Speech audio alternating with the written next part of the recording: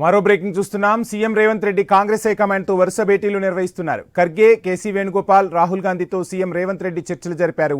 కొత్త మంత్రులకు శాఖల కేటాయింపుపై అధిష్టానంతో చర్చించినట్లు తెలుస్తోంది. ఎవరికి ఏ శాఖ కేటాయిస్తారన్న దానిపై ఉత్కంఠ నెలకొంది. ఎస్సీ వర్గీకరణ, బీసీ కులగణనపై బహిరంగ సభల నిర్వహణకు కాంగ్రెస్ ప్రణాళికలు రచిస్తోంది. సభలకు ఖర్గే, రాహుల్ గాంధీని రేవంత్ రెడ్డి ఆహ్వానించినట్లు సమాచారం.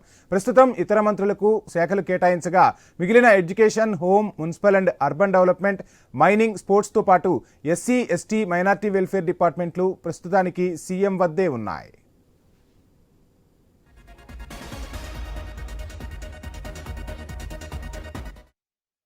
ఇక కేబినెట్ లో ముగ్గురు సీనియర్ మంత్రులకు ఉన్న కీలక శాఖల మార్పు చేర్పులపైన వీరిద్దరి మధ్య ప్రధానంగా చర్చకు వచ్చినట్లు సమాచారం. ఆయా శాఖల పరిధిలో కొద్ది రోజులుగా జరుగుతున్న పరిణామాలు ప్రతిపక్షాలకు అస్త్రంగా మారుతున్నాయని, వారు చేస్తున్న ఆరోపణలతో ప్రజల్లోకి తప్పుడు సంకేతాలు వెళ్తున్నాయని కేసీ వేణుగోపాల్కు సీఎం రేవంత్ రెడ్డి వివరించినట్లు తెలిసిందే.